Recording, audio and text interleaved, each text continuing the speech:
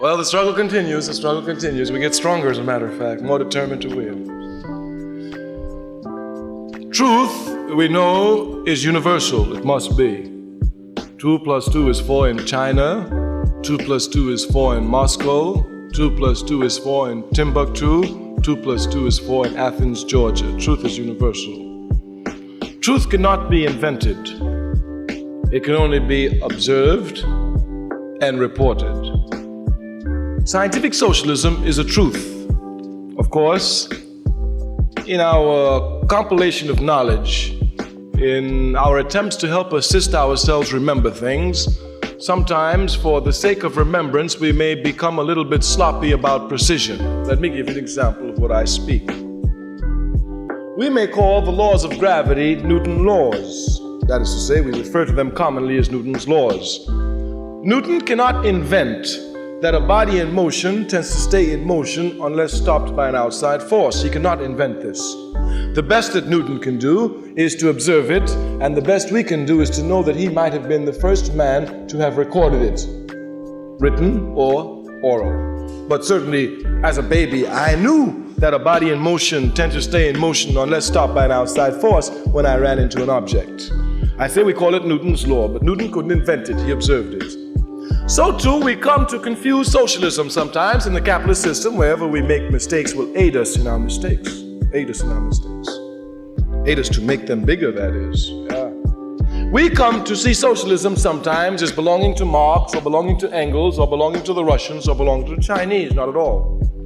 Just as the laws of gravity cannot belong to Newton, so too the laws of socialism cannot belong to Marx. They cannot belong to Engels. The best that they can do is to properly observe these laws and record them. The best we can do is say, these are people who were the first we know to have recorded socialism, or concepts and precepts of socialism. Socialism is a universal truth. Its principles are: 1, that the people must own and control the means of production. Number 2, the system must be planned properly, and there must be all scientific and technical data used to improve it. Power must come from the people and be emanated by the people. I'm coming. That is to say that socialism in Russia, socialism in China, socialism in Europe, socialism in Africa must be the same like 2 + 2. It may look different. Its manifestations will be different. There are different cultures. The culture of China is not the culture of Africa. Because they're different cultures doesn't mean that they're automatically antagonistic to each other. Not at all.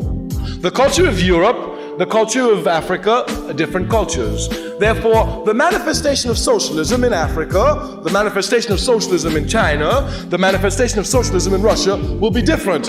But the essence will be the same, as it is with 2 + 2. If we went to China and we wanted to see 2 + 2 is 4, they will do 2 + 2 is 4 for us on the abacus board.